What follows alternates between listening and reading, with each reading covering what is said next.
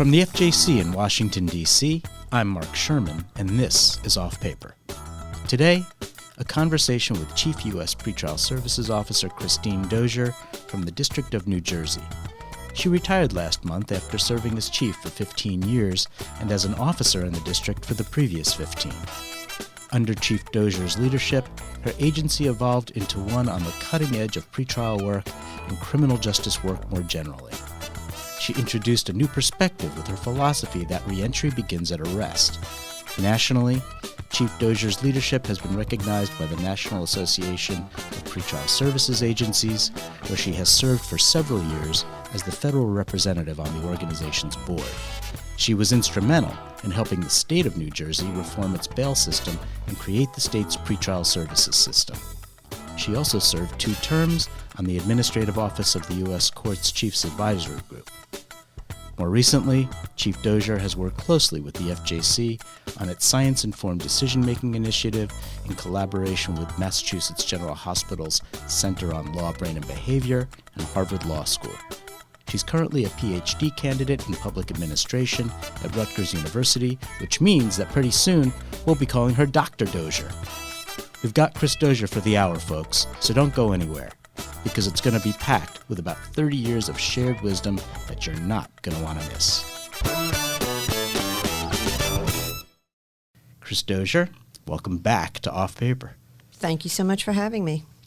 You know, the last time you were here on the program, a couple of years ago, you and Charisse Fano-Burdine of the Pretrial Justice Institute spoke at some length about developments in pretrial justice. But this time, because I've got you here all by yourself, I wanted to begin by kind of digging deeply into this rather unique philosophy that you have brought into the system, that reentry begins at arrest. You don't hear that a lot from pretrial folks because you guys are focused primarily, obviously, at the front end. You hear talk about reentry mostly from folks who are working on the back end in probation. So can you tell us what you mean by reentry begins at arrest and how that concept has influenced your approach to pretrial services work? Certainly, and thank you for giving credit for that to me. I'm not so sure I'm the one who originated that, but certainly when I thought about this concept, it drew my attention, and a lot of us out there in the field started thinking about this. I really credit a lot of it to the Department of Justice's Smart on Crime initiative and reentry initiative, because it was a collaborative effort like none other I had seen with the federal probation and pretrial system. And the DOJ put points of contact for reentry in every federal district. And we saw all this effort to help offenders being released from incarceration after 5-10 years of custody. They would come out with no GED or sometimes no substance abuse services when they had issues. And a lot of resources were put into helping them succeed, which was fantastic. But those of us in the pretrial field watched this and thought, hey, I supervised that guy for a couple of years, in fact, and if these services are good for him coming out, why weren't they good for him earlier in the process? So we really started thinking about what's our role in this. So while pretrial's mission is not to rehabilitate, in the federal system, when we have 90% conviction rate and about 90% of those folks going to prison, many who are at low risk for recidivism, by the way, we start asking ourselves, is there a better way to do it, and what's pretrial's role in doing that? So I think this is part of the reason why there's been this proliferation of specialty courts popping up on the front end, because we're thinking, how can we contribute to doing this better as a system? And actually, it is not inconsistent with the pretrial mission at all. When you look at the statute, when you look at the guide, when you look at a lot of our opinions and references, there are many references to not only risk, but to needs. and fulfilling the needs and helping defendants with those needs. And as long as the risk principle is being upheld so that we're focusing it on the right people, the moderates, the high-risk people, it is consistent with our mission.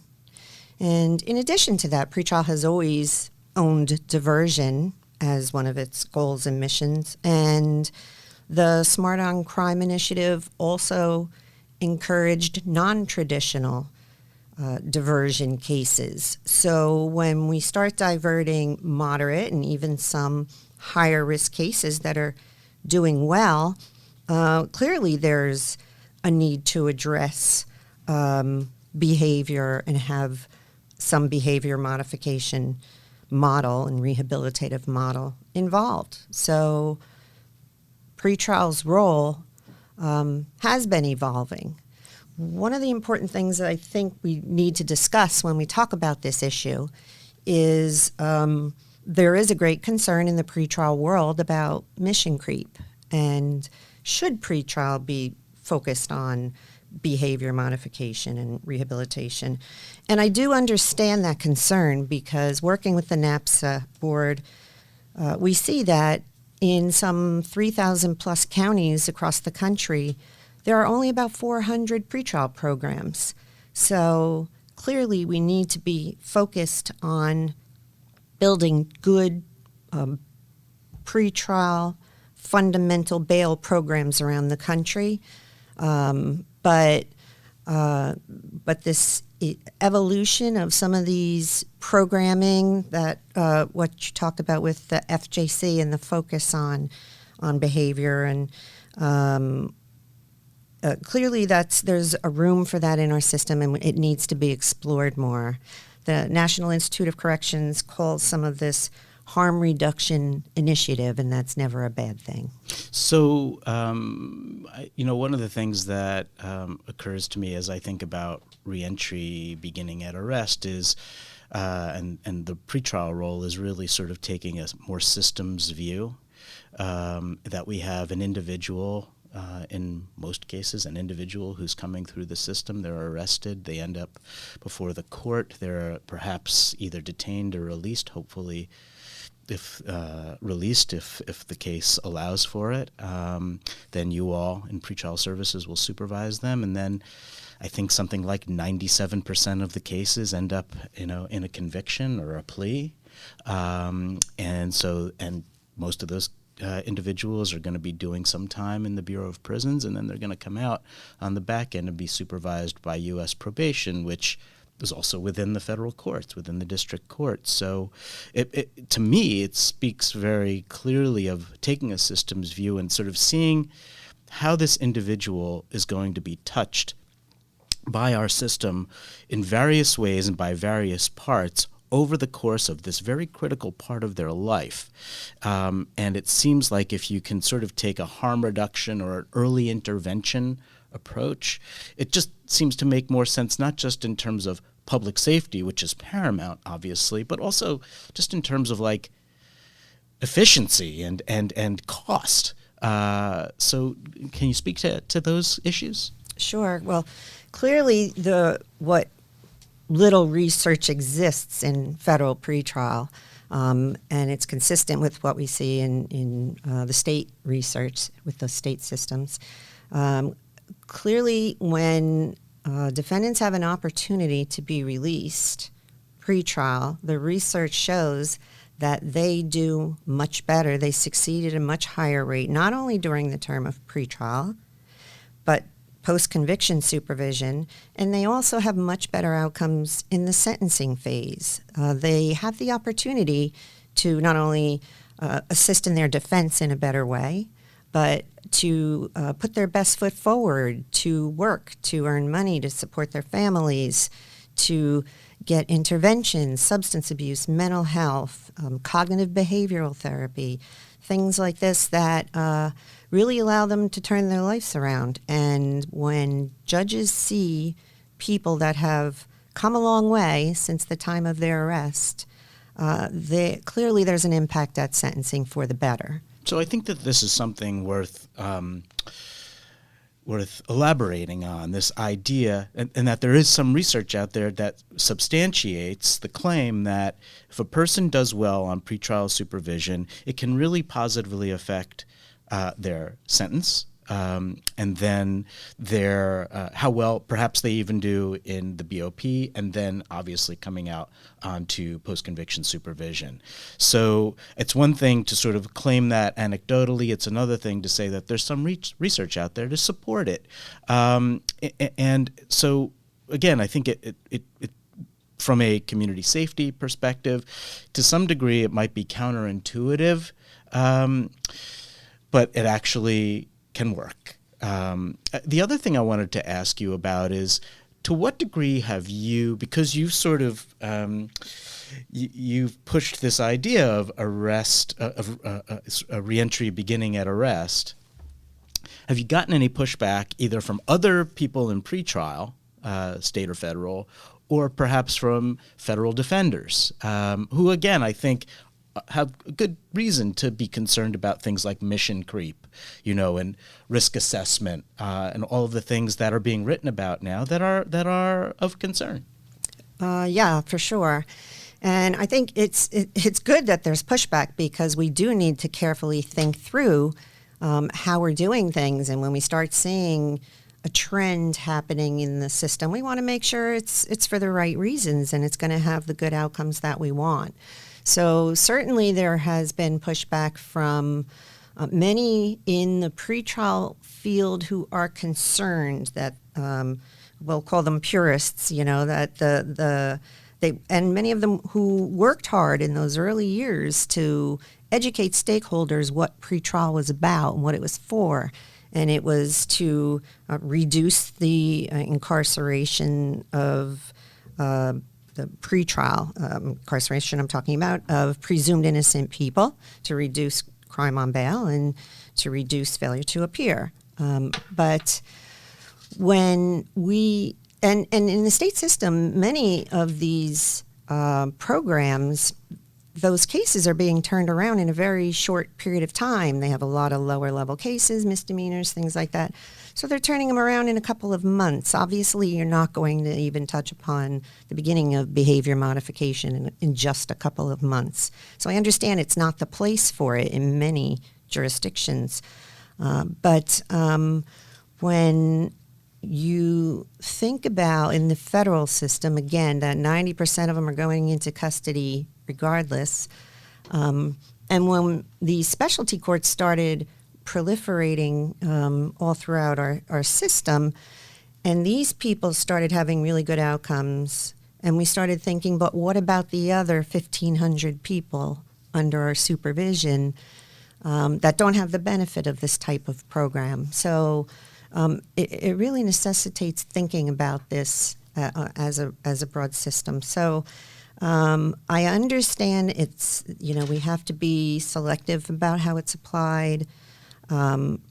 Many in the defense world, of course, had concerns about where is this leading. You want to put my presumed innocent person into cognitive behavioral therapy. I can tell you that the head of the public defender's office in the District of New Jersey saw that by doing so, the defendants were doing much better. They were having fewer violations. There was less noncompliance. They were improving their lives, and they were having better outcomes. So they essentially said, we are comfortable with you having this kind of programming because we understand what you're trying to do with it. So it's a lot of need to educate about what we're trying to do and what won't be done, such as more violations as a result. So is it fair to say that one can be presumed innocent but still have needs that are perhaps separate and apart from, the legal disposition of the case? In other words, that people have all kinds of needs. Pretrial services is equipped many times to help the person get those needs met, whether it's with cognitive behavioral groups or treatment or employment assistance or educational assistance. There's a budget for that. So it sounds like you're saying there is a difference between sort of the strictly legal aspect of the case, the presumption of innocence, which is paramount and important, obviously, but also that people can come to us with certain needs and we are in a position to help get those needs met if the person wants that. Certainly. And more importantly, if those services are addressing risk, which I find they are compatible, they're consistent. Those types of services that we're providing to someone who's unemployed, we know that when people without work are more likely to have noncompliance issues than people who have jobs and are making money and are stable. That's all part of pretrial's mission, is to help stabilize and get them to the disposition. And these services are helping by, I think the addiction issue and the understanding our system, our society has developed about addiction and the causes and the reasons, and has therefore brought a lot of support to treatment instead of incarceration for these individuals.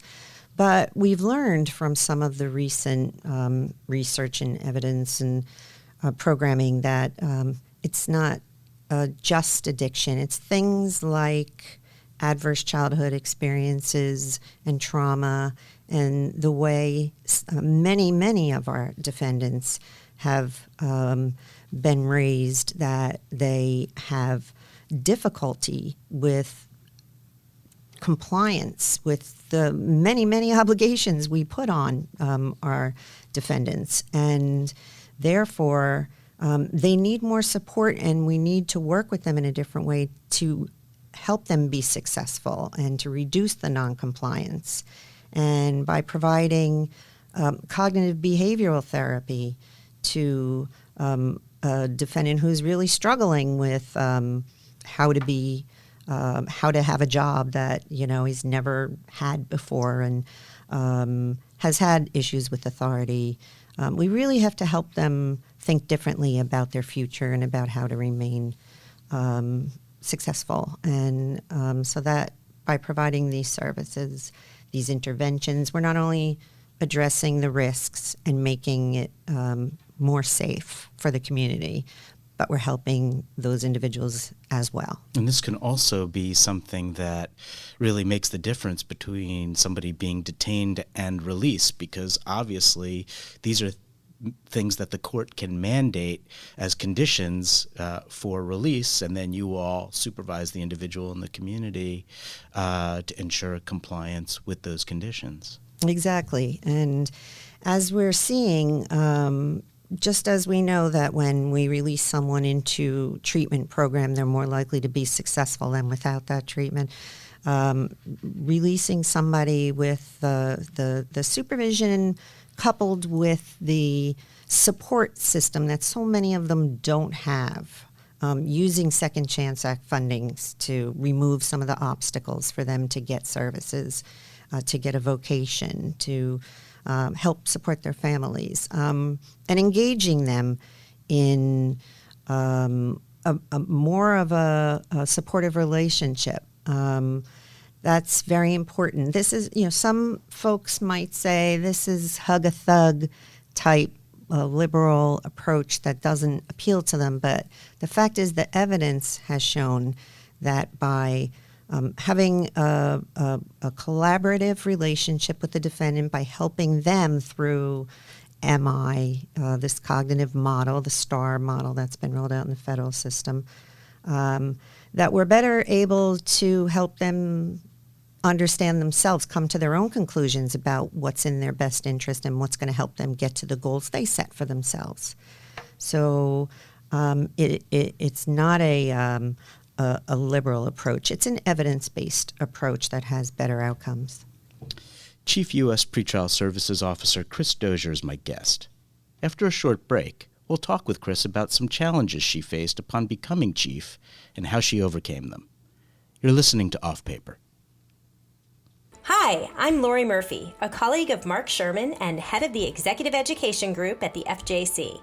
We have a podcast that focuses on leadership in the federal courts called In Session, Leading the Judiciary, that I think you'll like. Each episode features current research and cutting-edge insights into leadership.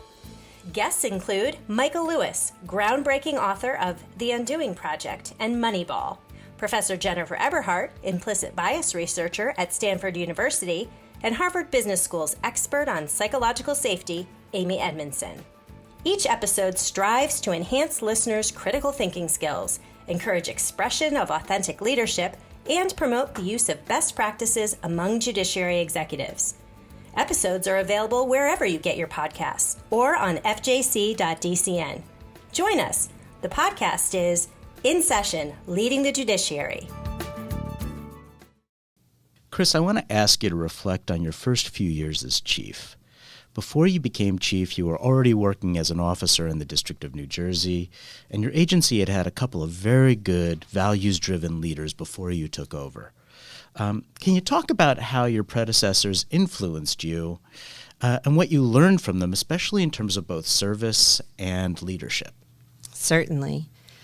So my first chief, John Martirano, was a DATS, a drug and alcohol treatment specialist in the federal probation office before becoming the first chief when our district split in 1987.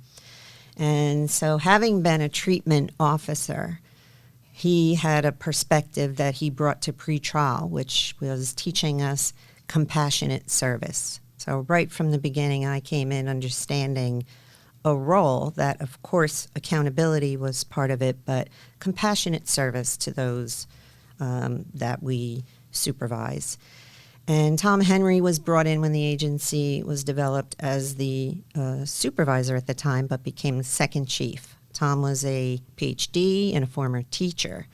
So he really taught all of us how to prepare ourselves right from the beginning to be future leaders, to develop ourselves as professionals, a professional expertise in pretrial services, which meant pursuing advanced education. Many of us got our master's degrees working full-time, pursuing training. Most of us in the management team had gone through Foundations of Management and Leadership Development Program with the FJC. Engaging in national level working groups and advisory committees, doing district reviews, so we're learning from other districts what wonderful practices are out there. And not so wonderful. And not so wonderful, yes. So a broad national perspective that really helped develop our staff and learn from others and just have a broader view. But he really taught us to take ownership of our own development and hone our craft. And so I tried to emulate both of them throughout my career. So the notion of thinking about leadership even from the line and developing yourself from the beginning is something that really resonates with us over the last few years. As you know, the FJC has developed a set of 10 competencies for probation and pretrial officers, and one of those 10 competencies happens to be everyday leadership. And so this philosophy that Tom brought in as chief and that you learned from is really, and this was a number of years ago, he was really kind of ahead of his time, which is kind of what you're describing, this notion of everyday leadership. And simply because you don't have the title, right, supervisor, deputy chief, the way it works in our system, right, that doesn't mean, the title has nothing to do with leadership or the characteristics of leadership. And those really begin, at the beginning. And it sounds like you really sort of took that to heart, and the rest is history, as they say. Yes, absolutely. I think we've always told our staff that everybody is a leader in their own right and helps develop and build our credibility one case at a time, one project at a time. You don't have to just be an officer to be in a leadership capacity. And so just taking pride in what you do, wanting to be the best, whether promotional opportunities and management track is your goal or not. And there are many who aren't interested in doing that for love and passion of the line work, and I applaud that, and we need that.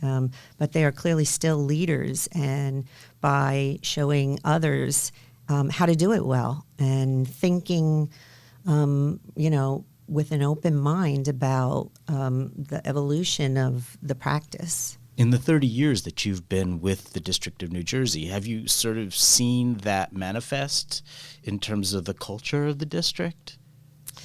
Oh, certainly. Yeah. I think we've encouraged many different creative approaches to the way we do our work. We've always encouraged a lot of input. We've developed committees to get input from all different offices, satellite, main office, from all different staff members in different roles. We put together a local pretrial advisory committee to bring concerns, bring issues, bring suggestions. In fact, when I was a new chief, they brought a suggestion that they wanted to change the model that we had in the district of a generalized approach to being an officer doing both investigations and supervision. And they wanted to bifurcate and have a specialization. And while I had concerns about how that might work, will it have well-developed officers who have broad knowledge? Will there be enough officers who want to do just one or the other? We left it to them to work through. And they did, and they came to us with a policy that we implemented, and it's worked to this day. So it sounds to me like one of the ways, sort of a general way in which it's manifested in the district, is that officers aren't shy about coming to the leadership with ideas and sort of laying them out. And whether you agree with the ideas or not, it's like there's a sort of they don't wait for the boss, to speak from on high about what we're going to do. Obviously, there's going to be some of that too, but they feel empowered because of this notion of leading from where you are, basically, which is what you've articulated. They feel empowered to come to the chief or to the deputy or to the executive team with ideas, and they're prepared to kind of hash them out. And if the idea is rejected, it's rejected.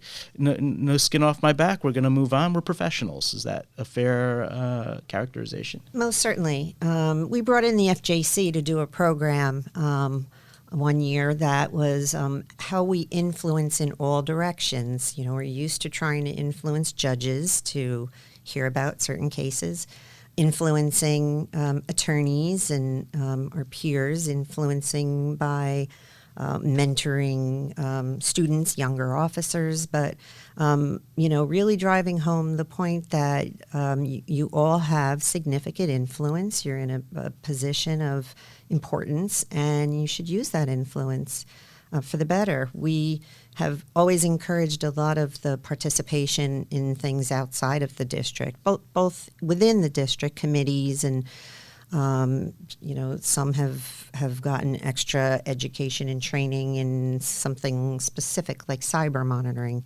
Others we have several officers on district review teams just going out, learning, sharing their experience with others, and bringing back information. So I view that as leadership roles.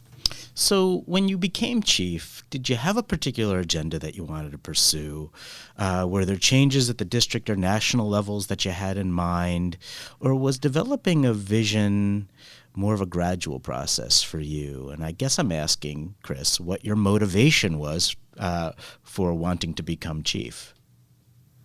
Well, I certainly didn't have any specific agenda beyond wanting to be the best that we could be as an agency, as an individual, as a district, and thinking about different ways, leaving alone what was working well and tweaking what needed, what could be more efficient or effective. And so just by wanting to see what we could make better, I started networking, and I became involved in some IT grants in the early stages with the pretrial chief from Central California at the time, and we implemented the first kiosks and the electronic case file, and as a result, I got on a working group when we started looking at PACS and PACS ECM, and eventually it became the IT working group. And the funny thing is, I'm the least technologically savvy, but all the more reason why that drew me, because I wanted to learn more about it. So the more I just became involved, eventually I started meeting people, talking to more people, networking, and I became involved in the pretrial services working groups, and had opportunities to help write some of the monographs and things like that. So really it was just being open to other ways of doing things that helped me bring things back to my district, just as my other staff members were going out and bringing back suggestions. And really just the agenda was always, how can we do it better? So I think the lesson here maybe is that you don't have to come in with sort of a specific agenda in mind, and that's not essential to good leadership, right? But rather coming in with an open mind and wanting to be the best, and knowing that there are improvements that can be made, but you need to figure out and work with your team to figure out what those need to be at the district level. And obviously, the more you participate in national groups, you'll be able to articulate what kinds of changes might need to take place at the national level, but that it can be incremental, and not having an agenda is okay, but you need to have an open mind, want to be the best, and look for opportunities. Exactly. And I also think it's important to always look for mentors, look for people who you can learn from and grow from that experience. So there's always mentors all around us at all stages of our life, and to continue to look to spend time and get to know people who have things to share with us. No, I think this idea of constantly growing throughout your career is just really a valuable insight. And to that point, one of the trends we've seen, Chris, that perhaps began in the 1990s and really seemed to gain steam in the early 2000s and onward, is the increasing numbers of women in federal pretrial and probation leadership positions. I think this is probably happening throughout law enforcement, but we're focused on probation and pretrial, and it's certainly been the case there. So you were appointed in 2004, and meaning you were a fairly young chief at the time, and I imagine you were often the only woman in the room when you were in meetings with your male district and national counterparts, often who were much more senior than you were. Could you describe what that was like? Well, I really encountered that even earlier in my career. Sure. When I was promoted to a supervisor, I was one of the few women, and certainly younger women in the group. So I would be sent to some training and meetings, and I would find myself standing out. And so certainly it was intimidating in the beginning, because I was green and didn't know what I didn't know. But I found the vast majority to be so welcoming. Those have been most of my mentors have been older men who've just, been very open about bringing me in and teaching me. But When on occasion I would feel as if my opinion didn't seem to resonate, or someone might be appearing dismissive, I didn't try to assume why it might be, whether it was my age, whether it was my gender. I just determined to prove them wrong, that I didn't have something of value to share with them, that they could learn from someone much younger, less experienced. And, I think that has always worked well for me. Yes, well, you're hardly known as a shrinking violet in our system. No, I don't think that's so you bring the Jersey attitude, and in a very, very good and positive way. So, and I think it's very helpful to hear you say this isn't something that happens when you become chief. That's right. This is something that happens from the very beginning.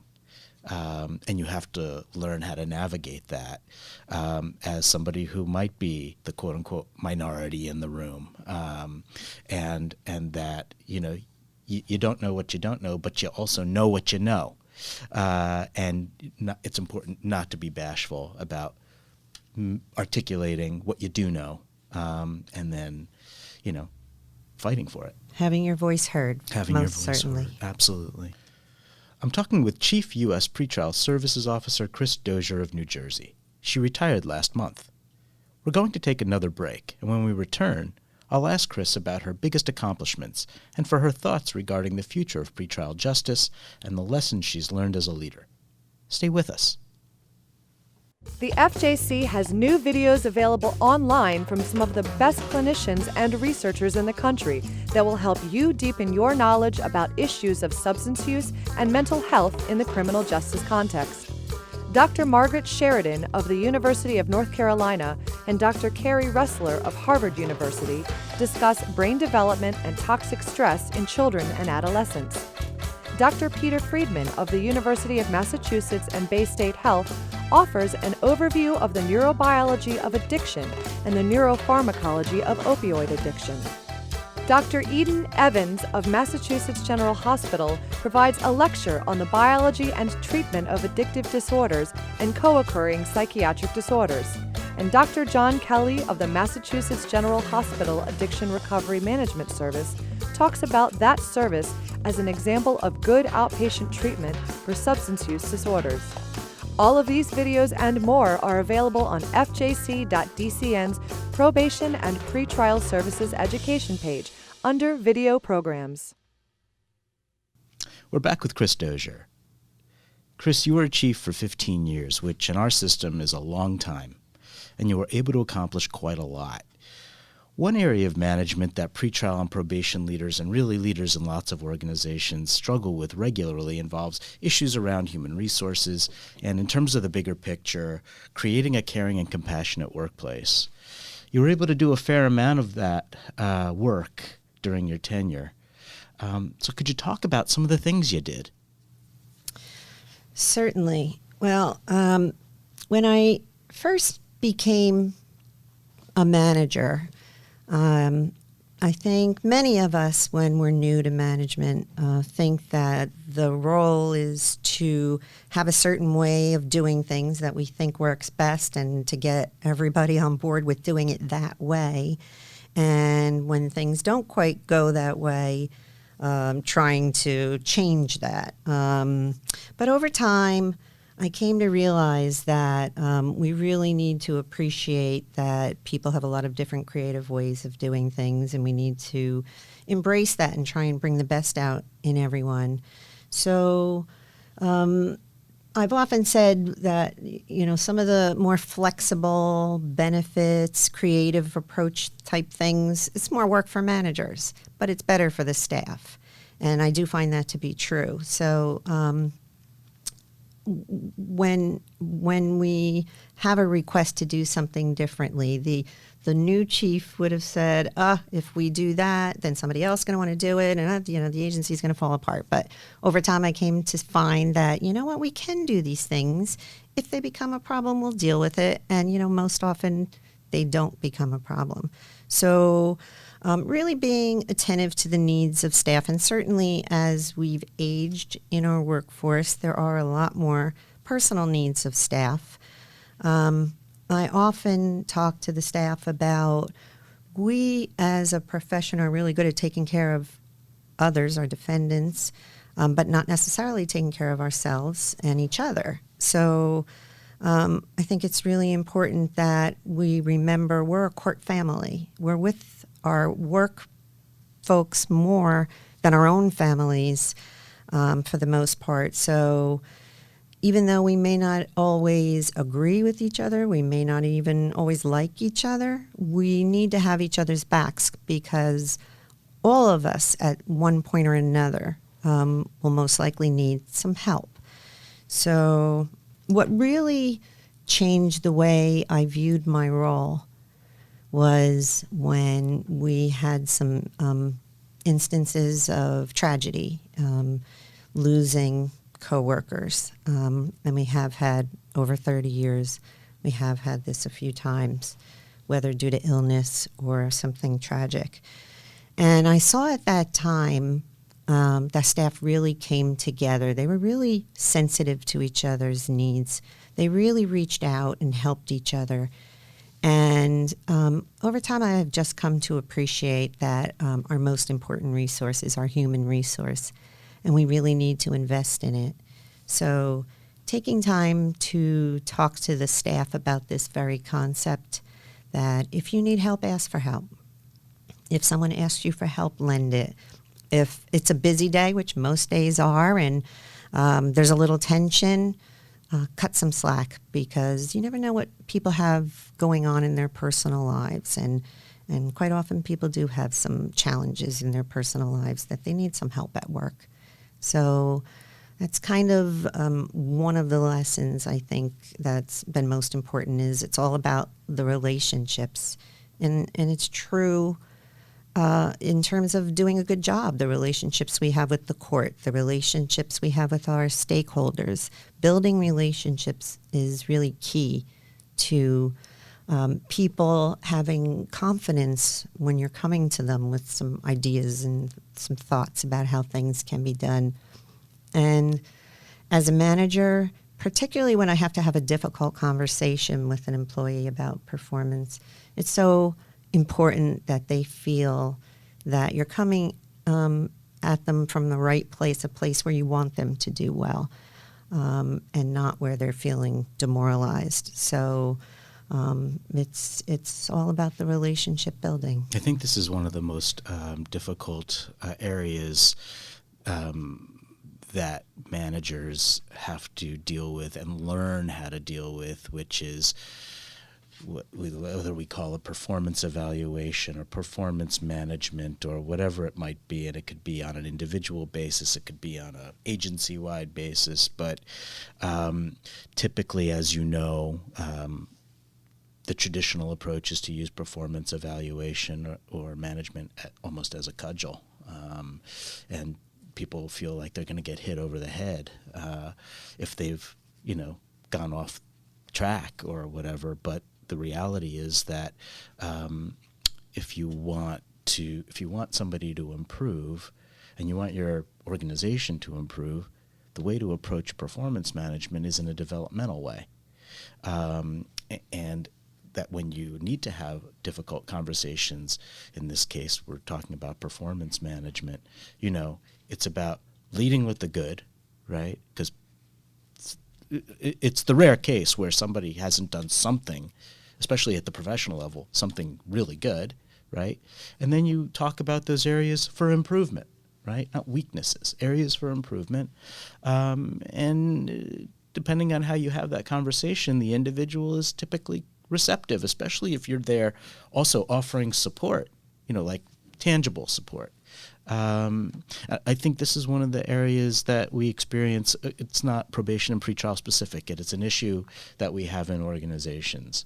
And the whole tone of the organization will change if those conversations, I have found, if those conversations sound supportive and not punitive. And it sounds like that's kind of what you're taking away from your experience as well, and your point about having worked in this particular agency for 30 years, 15 years of it as the chief, right, and having experienced some really significant human issues, right, tragedy, loss, all those things that are really, and you made the point of, we're with these people sometimes more than we're with our own families. So why should we relate to them any differently in terms of, as human beings, we love our families, we got to love our people. It sounds to me like you kind of grew into that and came to that over the course of your tenure, perhaps not even just as chief, but over your tenure in the district. Yes, absolutely. I really learned that we have a very diverse group, which is wonderful, but with very different skills and different ways of doing things. And so the job has also gotten far more complex, I believe. And I used to tell new officers in training it takes about a year before you're really going to be comfortable and feel it. And I recently had an officer say, "Are you kidding me, Chris? 2 years, please." So, but I really feel like you can be in training in certain aspects your entire career. There's certainly been senior officers that I think appreciated the extra support of saying, hey, maybe if you look at this FJC program, it'll help you in this regard. So approaching the problem and the evolution from a support perspective, we changed our performance evaluations early on to say meets expectations or see goals, not meets or doesn't meet. So if you're not meeting expectations, then there should be some goals to address that. And it's a training issue. So everybody there wants to do well. We work really hard to recruit the best, and I believe they are the best. And people need different support and different types of guidance all throughout their career. I suspect this also goes to the issues like recruitment and succession planning, right? If you're the chief, especially if you have larger ambitions nationally in terms of things that you'd like to see changed, you're going to need to inculcate those values into your new officers that you're bringing on board, but also think about who's going to be moving into management positions and your deputy position, because when you're out of the district still has to function, and they can't depend on you. Obviously, you're only a phone call away, but I think that's not a philosophy that you want to change when you're out of the district. You want there to be you need there to be continuity, and the staff needs there to be continuity. So I suspect you've thought about this not just in terms of performance evaluation or management, but also just sort of the whole gamut of challenges that exist for a leader. Absolutely. I think right from the point when we're recruiting people, we're looking for people that we see have the ability to grow and develop, and that doesn't mean they have to be interested in a management track, because they don't. But most do have some interest, or many do.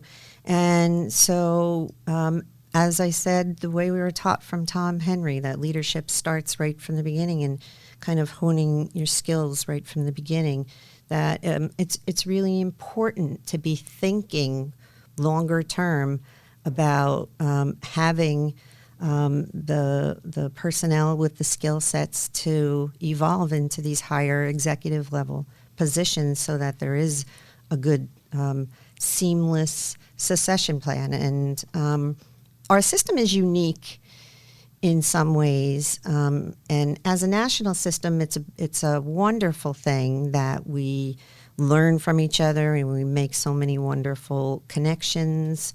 But it's a blessing and a curse, because we also see a lot of movement within the system. We lose our talent to another district. Now we may gain some, but certainly I find in our metropolitan areas it's challenging sometimes to keep people. And So we're losing that talent and that experience, and we're even seeing some competition in the recruitment and the hiring and the promotions among districts, which, you need that stability within the district in order for there to be the relationship building, the staff feeling secure and not constantly having changes in the way we do things. So it was a source of pride that I promoted a strong deputy chief 5 years ago. Give a shout out to John Mueller, who was named chief after I left, but that he was very well ready to assume the helm, and the court was very confident in his abilities and in the agency in general, in the staff, in the practices. And so therefore it was a very seamless transition. It could be a very hectic and disempowering situation if there's a lot of unknown that has happened in some districts. So I think it is really important that we think about the future, both short and long term, for our agency as part of our role as the executive.